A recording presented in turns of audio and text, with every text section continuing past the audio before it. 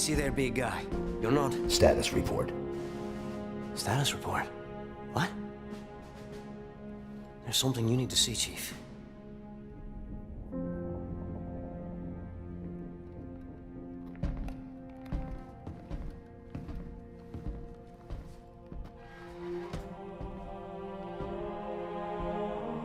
We lost. Lost everything. There's nothing left for us here. I don't think we're here is. No. Not then. Not again. We need to run. No. We need to fight. Get ready.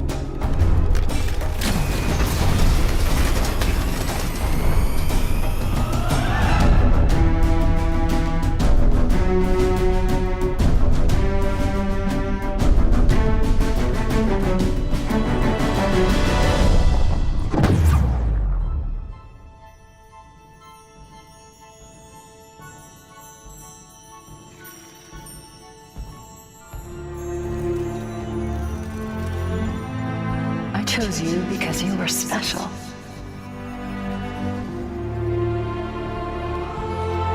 I knew we would be perfect together. And I was right. Halo, Sacred Icon viewers, I am here with Haruspis today to talk to you about how important it is that Halo Infinite references prior games in the series. You know, we've had the Bungie trilogy that kind of had that finality in Halo 3. We had the continuation with Reach and ODST kind of expanding on the universe, doing side stuff. And then we went into 343's efforts with Halo 4, really fixating on, you know, the Forerunner background. We had the Greg Bear trilogy that was there to kind of prop that up. And then we moved forward into Halo 5, which kind of continued what Halo 4 was doing in some ways, but then in other ways it kind of shifted, and it didn't really follow the story forward in the way that we had thought that it was going to. So then you bring us to this point where we got Halo 5's kind of roughly cliffhanger ending, going on 6 years, and we're building towards Halo Infinite, and the story, understandably, as it's a soft reboot of sorts, looks quite a bit different. You know, we have the Banished to worry about, and we're on Zeta Halo. And the question that me and Alex are here today to tackle is, you know, how important is it that Halo Infinite references moments from the series past, and how important is it that this story feels like a natural continuation of what came before, while still kind of being accessible to everyone? Alex, in your experience, from what you've seen from trailers and the new books that have came out and things like that are building towards Infinite, what do you think about it referencing the work that 343's already done and even some of Bungie's legacy? Does it make sense the direction they're going? How do you feel? From what we've been shown and everything, it really feels like they've positioned this as just kind of a love letter to the entire Halo series. That's very much the feeling I think that people got when the game was announced, and the amount of time that we've kind of waited for it. It can't be sort of as direct a sequel as people would have maybe expected back in 2015 when Halo 5 released, because Halo kind of sort of skipped a generation essentially on the Xbox One. I think it would be fair to say. Obviously, you had Halo Wars 2 and the MCC and everything, and obviously the reception to Halo 5 was very, somewhat mixed, one might say. Obviously, I had its positives with the multiplayer and everything, but, in terms of the campaign and the story direction, it really feels like 343's taken a step back to say, right, let's figure out what we need to do, where we need to go, and how we're going to sort of push the universe forward without sort of dragging the baggage behind us that maybe we had to sort of deal with before. So overall, looking at sort of the direction they've taken, it feels like at once a kind of natural continuation of where we kind of left off, but without sort of burdening the player, whether you're coming from Halo 5 and having kept up with everything, or if you're a newcomer, like stepping into the Halo universe for the first time. You're not sort of like stuffed with the backstory about everything that happened with Halo 5, I don't think. Well, there's two things that you said that I really liked. One was that you said it was a love letter, and I think that has been evident since the beginning, first Slip Space Engine trailer, to continuing trailers. Outpost Discovery itself, the way that was designed as an event, very much lent itself to that. And then now, after playing the technical preview that came out and seeing kind of the marriage of all the different things from prior Halos, like people are saying, like, this feels, you get one person will say, this feels like Halo 1, this feels like Halo 3, that's 5, that's Reach, that's 4. And I think that's happening so often because they really have pulled from everything the series has to offer with this, almost new engine, Slipspace engine, which has been a completely reworked Halo engine, to just say, let's celebrate this universe, all the things that we've experienced in the past, and bring it forward in a way that makes sense, and hopefully pull all the best aspects out of each particular game to make this one awesome experience. So that's the one thing you said that I really appreciate to begin with. And then the other thing was, like you said, Halo 5, it came out so long ago, and it's not going to take the same kind of path that a typical sequel might have taken. It's been so long that game was, like you said, practically a generation ago. And I think there's a time and place for certain developments in the story. I think when you look at, by Halo 3, we had knowledge of the Flood and the Covenant, the breaking of the Covenant, the Great Schism. We had all these little lore bits that were kind of culminating in this moment in Halo 3, and it made sense that we had so many things going on in the background because it was the end of a trilogy. And I think 343 made a great decision when they approached Halo 4 and saying, we're going to take it back, we're going to have it just be Chief and Cortana. They land on this new planet, this new place with this new threat, introduce some new characters, and they did a very good job of taking it back to basics in Halo 4. And I think what ended up happening is Halo 5 so quickly jumped into more details than even Halo 3 had generated in its 3 games just on its second. And so I think the point now with Halo Infinite is to say, let's bring it back, like way back, to where all this lore counts, all these details count. They affect the universe in real ways, but we want to kind of put you in that Halo 1 situation again, where it's just you and the weapon as we know her, and the pilot, and the different things we've seen from the trailer on a Halo ring, going up against a familiar enemy. It's the Banished, but very similar to the Covenant. And I think it's very smart, the approach they're taking, just having us all back to basics on the same heel. You have people like Alex who know every granular detail of the series, and then you have someone who can come in brand new who's never played Halo and go, okay, I understand this. I am on this ring-like planet, I'm fighting these aliens, and I'm trying to save humanity. It's a pretty simple place to come in. What kind of ways do you think, Alex, we will see them reference prior Halo games that's maybe not so direct? An example would be, for those that have played the technical preview or seen the technical preview, one of the colors for your AI is called Promethean, which I thought was such a neat little nod. Do you think we'll see other things like that? What are good ways that they could tie back to prior entries? Oh, absolutely. I mean, as just to sort of like take it back to what you were saying there with the campaign, you can count the number of like main characters that we know of on one hand. You've got Chief, the pilot, the weapon, Escharum, and then probably the Harbinger, who he references in last year's trailer. Okay, the Harbinger. Let me find a picture for that. Yeah, let's just pull this up here. Let's have a look. Oh shit! There's no picture. Damn, what am I gonna find for that?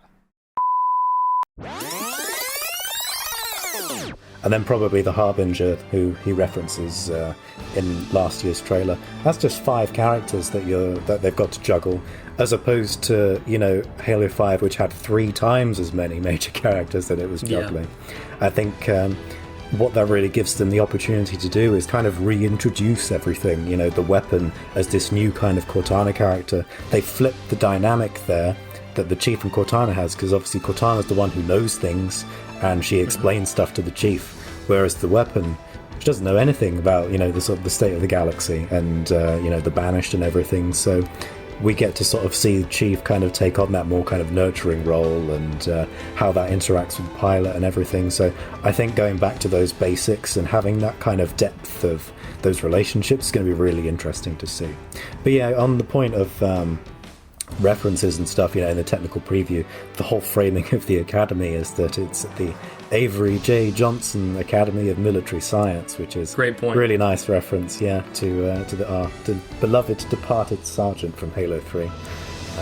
little like nods like that, which really sort of honor the past of the series, are just really nice to see, I think. And if you're new to it, you say, oh, cool, they've sort of like, they've got some lore around this. I wonder what that's about. And it's just stuff that you've experienced like through osmosis by playing the previous games or whatever your familiarity is. It's not like too in depth there. But then you've got the setting itself, right? You've got all the simple kind of setup, but they've specifically chosen Zeta Halo, Installation 07, from the most obscure Halo novel of all, to set this game on, so that they can kind of plunder the depths of that narrative kind of as much as they want over the next 10 years that we'll probably be spending on the ring, unless of course we go elsewhere. But that's neither here nor there at this point. Yeah, I think it's cool what you mentioned about how like the weapon, the roles are reversed now. So the weapon's kind of going to be the one who, for new players, we can kind of see the world of Halo through her eyes, where like she's new, doesn't really understand, which is, it's just kind of a cool avenue to bring people in. And then the other thing that kind of bothers me is when I see people all the time saying, oh, this Halo game I love, it doesn't get any attention anymore. This Halo game I love, they threw it out to dry. They're not going to reference it anymore. I see that a lot with people, especially that love Halo 4 and love Halo 5. But I don't know. I just don't have that mindset when I come to this approach of video games. I feel like Halo Infinite, like Alex has said, it's a celebration of everything that came before. This is the same Chief that went through those adventures. This is the same characters, and we're going to get to experience that. The legacy is still there, and I think it can be honored in ways that are important. It doesn't always have to be, we don't feel like this is a continuation of our favorite Halo, which was Halo 3. It doesn't have to be another Halo 3 to make it connect to the one before, or Halo 4. It doesn't have to be directly involving the Didact or Prometheans or whichever that particular game was. I mean, how much have we seen of Osiris in the trailers for Halo Infinite? Not very much. Very little. Very little. But they're still part of it, and I think it's a good game. It's a good platform for us to all come around from different eras of Halo. I know a lot of people who started with Reach or 4, and we can just kind of all come together and be able to have the experience enhanced by what's came before, by the subtle references the game makes, but also be on the same playing field to experience the story going forward. And it means that when we do circle back to things like Osiris, the Didact, and that, they can be reintroduced, to people, so everyone's kind of on that even ground, At launch, I'm expecting that we'll get a very kind of, I don't want to say like just basic, because that comes with certain connotations, but simple, straightforward kind of narrative Chief versus the Banished character, sort of like dealing with the fallout with Cortana, obviously, her seemingly having perished, and then this new relationship with the weapon and the pilot. And I think that's very much what the story is going to focus on. And then from there, over the next decade that 343's got, sort of like outlined for this game, we'll get back to some of these things. And, with all these new fans who have come aboard, they're going to be like, oh, what's this about? And hopefully these stories will be able to be told in a way that, kind of gets them on board, gets them excited about it, in a way that maybe the previous sort of iterations of those narratives didn't.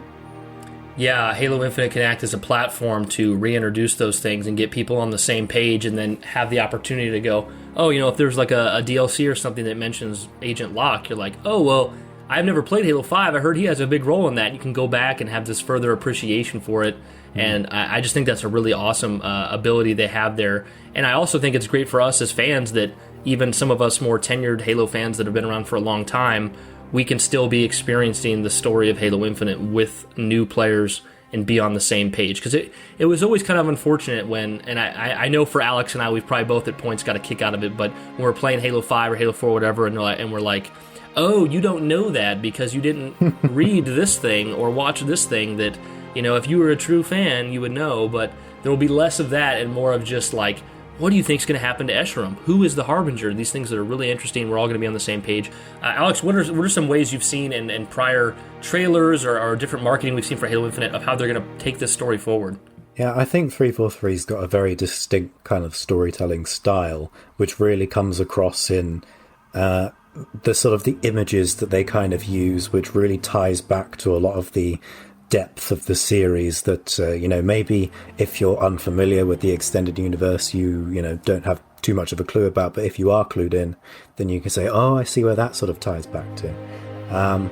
And with what we saw last year at E3 before the delay came, I got a real sense that there's so much of kind of Halo 4's storytelling DNA in this. When Halsey is narrating about the Mjolnir exosuit, and we see the armor sort of coming together, the image of the suit in this sort of circular armor sort of bay evokes the end of Halo 4, where the Chief has the armor taken off. But the approach that they're taking with Infinite, of course, is not as a deconstruction as we had with Halo 4, but it's a reconstruction. It's not what does it mean to take the suit off the Chief, because we've told that story. It's about what does it mean for him to have it put back on again, for him to become the hero, and for you to step back into his place. And there's a lot of concern, obviously, from people.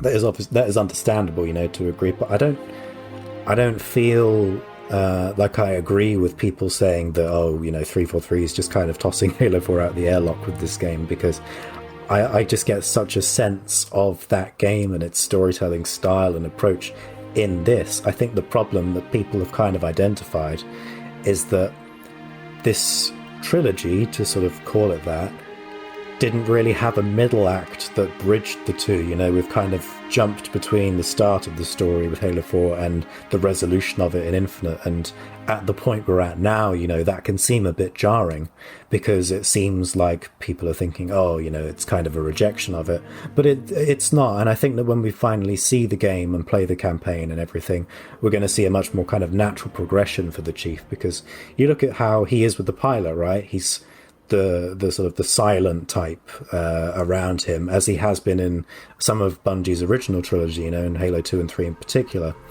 Whereas in Halo 4, he was very chatty with Cortana, because he's got that close relationship with her.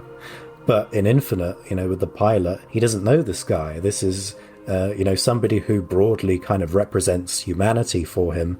And I imagine that the journey that they're going to go on throughout the course of this game is going to bring them kind of closer as people, more similar to the sort of relationship that Chief has had with people like Miranda Keyes, Sergeant Johnson, and that will encourage him to kind of open up.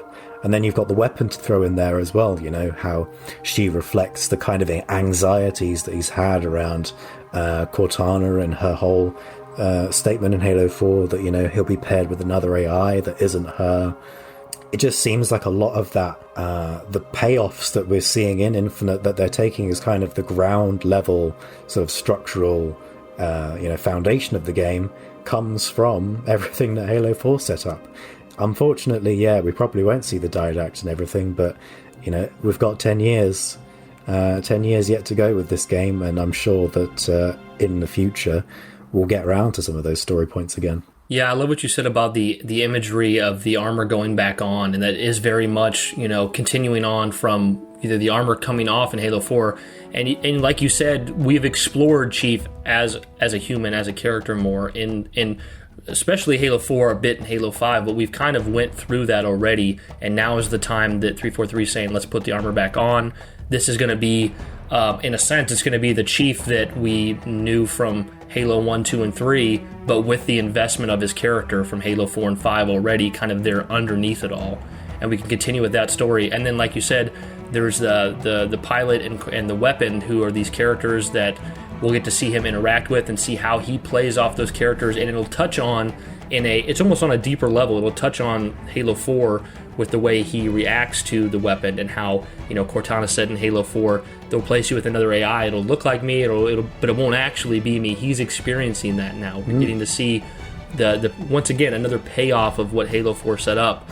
You have the pilot that has this family that he wants to get back to, and he's just this, he's like almost a symbol of humanity that is within Chief, even though his Chief tries to still be his larger-than-life self. And there's so many great opportunities here in the story to flesh out what was established in Halo 4 primarily. And I think it's just oftentimes, like Alex has already said, you don't really know where the story's going or how it all works together until the final piece is put in place. And right now, we've just had 6 years of this middle chapter that was, not the best received in Halo 5.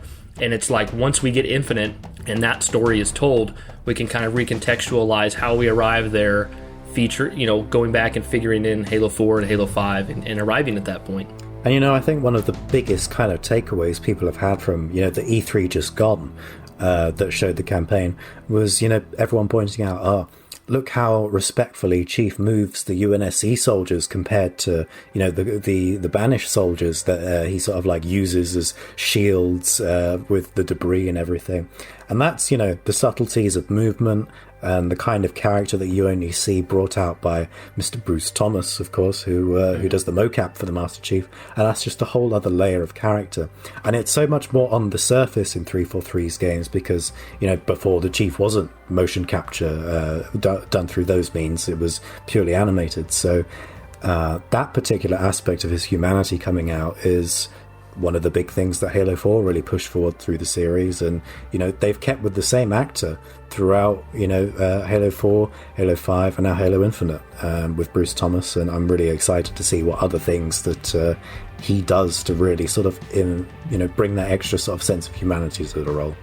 Yeah, I wish Bruce Thomas could be well known as he should be for his contributions to Master Chief, because he really has contributed a lot. And like you said, they've kept him through all three of 343's games, and this is something that I know we've talked about before, but you can even kind of see in Halo 1 how they had touched on Chief's humanity in little ways, like where he lets the Bumblebee pod, he lets them know like it's going to be all right, even though it totally wasn't by the time they crash. But or even like when Cortana is telling Chief that he needs to run and go stop Keys from what he's doing, and Chief has this very confused, like, I don't understand, I don't know what you're telling me. And there's a lot of like little subtle humanity moments in Halo 1 that kind of weren't so much there in like Halo 2. Maybe they came back a bit in Halo 3 with like, him saving Cortana and, me, and she says, I do know how to pick him, that whole scene.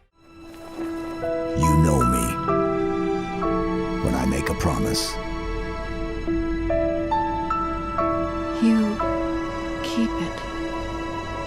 I do know how to pick 'em. Lucky me. Do you still have it?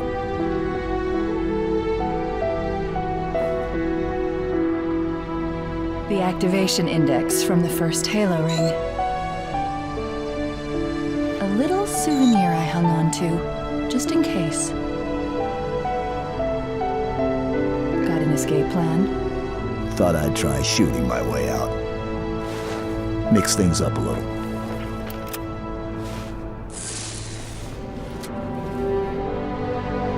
Just keep your head down. There's two of us in here now, remember? Man, that's enough to make a grown man cry.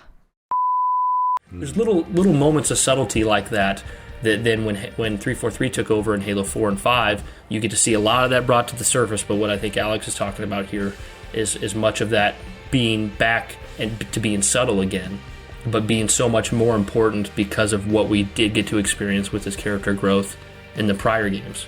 Absolutely. So as, Halo Infinite itself is looking to reference sort of the complete suite of games in various ways, it feels like they're taking every sort of bit of the Chief's character as well from across the games and just putting that all together in Infinite so people get this complete picture and idea of, what it means to be the Master Chief.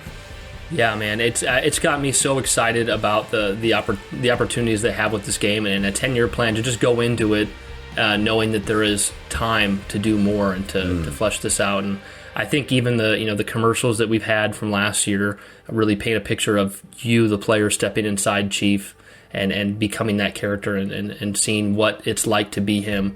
But yeah, it's a great place to be, and I think all the history of the series prior is only going to enhance what we have here, and even more so when we're all on the same page. Guys, thank you so much for tuning into this video. Let us know your opinions in the comments below.